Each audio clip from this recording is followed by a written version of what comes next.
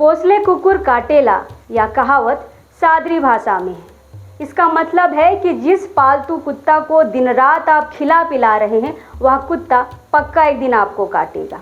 इसको इस कहावत से भी समझ सकते हैं कि जिस थाली में खाया उसी थाली को छेद कर दिया। ये सब कहने का तात्पर्य यह है कि विगत 26 जुलाई की रात को हुए सुभाष मुंडा की हत्या का खुलासा रांची पुलिस ने कर दिया है, जिसमें सुभाष मुंडा के करीबी लोगों का ही नाम आ रहा है। यानी कि जो लोग दिन रात उसके साथ रहते थे उन्होंने ही बहुत ही बेरहमी से सुभाष मुंडा की हत्या करवा दी। पूरी प्लानिंग के तहत इस घटना को अंजाम दिया गया था। हत्या की साजिश जमीन कारोबारी छोटू खलको ने रची थी। आपको बता दें, यह छोटू खलको ललगुटवा के माफिया या डॉन कहे जाने वाले झिगा बोस का बेटा भी है।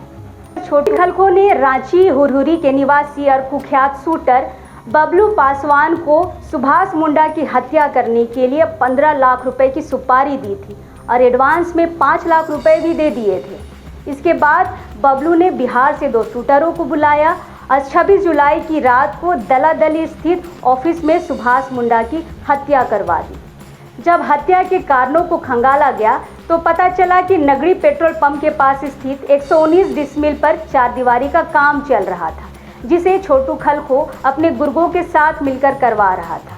हत्या के 2 दिन पहले सुभाष मुंडा ने इस 4 दीवारी के काम को रुकवा दिया था, जिसको लेकर छोटू और सुभाष मुंडा में काफ़ी विवाद भी हुआ था और छोटू ने देख लेने की धमकी भी दी थी। हालांकि सुपारी किलर से छोटू की पहले से बातचीत चल रही थी और हत्या से 2 दिन पहले सुपारी किलर को बुलाकर छोटू ने एडवांस के तौर पर रकम भी दी थी और कहा था कि इसी महीने सुभाष को हटाना होगा। ये सारी बातें छोटू खलको ने पुलिस हिरासत में पूछताछ के दौरान कबूल भी की है।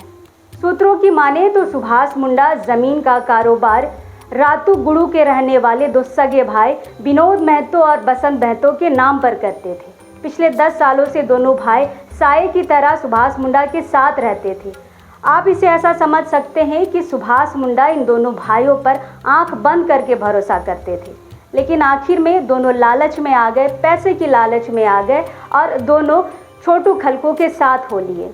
छोटू और सुभाष में विवाद होने के बाद एक और छोटू ने जहां शूटर बबलू पासवान को हायर किया, वहीं दूसरी ओर बड़े भाई विनोद महतो को यह प्रलोभन दिया कि नगरी वाले ज़मीन में तुम्हें कुछ हिस्सा दे देंगे और जितनी ज़मीनें सुभाष ने तुम्हारे नाम से ली है, मरने के बाद वो सारी ज़मीनें भी तुम्हारी हो जाएंगी। इन सब के बाद विनोद महतो साथ देने के लिए तैयार हो गया और सुभाष मुंडा से जुड़ी हर जानकारी अपराधियों तक पहुंचाने लगा कि वह कब आते हैं, कब जाते हैं, कब तक ऑफिस में रहते हैं, वगैरह वगैरह। हत्या से कुछ देर पहले छोटा भाई बसंत महतो सुभाष दा को फ़ोन करते हैं और कहते हैं कि दादा कहाँ हैं। इस पर सुभाष मुंडा कहते हैं कि हाँ मैं ऑफिस में हूँ। बात करने के बाद बसंत ऑफिस में जाते हैं और बड़ा भाई रोड पर ही, यानी कि विनोद महतो रोड पर ही खड़े रहते हैं। बसंत महतो के ऑफिस में पहुंचने के बाद कुछ देर के बाद अपराधी वहां पे पहुंचते हैं। ताबड़तोड़ गोलियां चलती हैं और गोलियां चलाने के बाद वो वहां से फरार हो जाते हैं। हत्या के बाद शक ना हो इसके लिए दोनों भाई मौत के बाद दहाड़ मार मार कर रोते हैं और रात भर नौटंकी चलता है। नौटंकी कहने का मतलब रात भर पुलिस को गालियां देते हैं और अपराधियों को पकड़ने की मांग भी करते हैं। इन दोनों भाइयों की निर्लजता भी समझिए।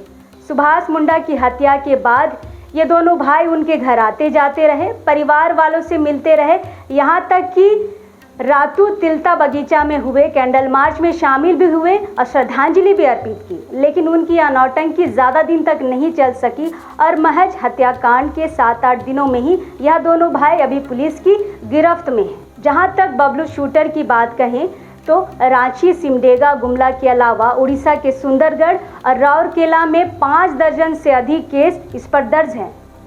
साल 2007 में ब्रह्मपुर कोर्ट में एक कैदी को मारने की बबलू पासवान ने सुपारी ली थी। पुलिस के साथ मुठभेड़ भी हुआ था, उसके पैरों में गोली भी लगी थी।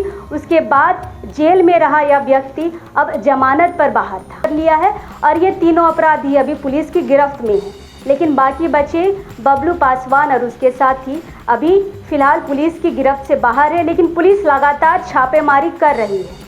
पुलिस ने दोस्तों एक बात शुरू में कहा था कि इस हत्याकांड में किसी करीबी का हाथ है, जो अब गुत्थी सुलझने के बाद स्पष्ट हो गई है। अब लोगों का अपने ही लोगों से भरोसा उठ गया है। अब लोग अपने साथ जो दिन रात रहते हैं उन पे भी भरोसा नहीं कर पाएंगे, जो सुभाष मुंडा के साथ हुआ है, जो साये की तरह उनके साथ रहते थे, दिन रात खाते पीते उठते बैठते थे, और जिनके वजह से यानी कह ले सुभाष मुंडा की वजह से ही उनका परिवार चलता था, उन्होंने ही सुभाष मुंडा के परिवार को आज बेघर कर दिया, यानी कि इतना बेबस कर दिया है बच्चे की मौत ने कि पूरा परिवार अभी सन्न है।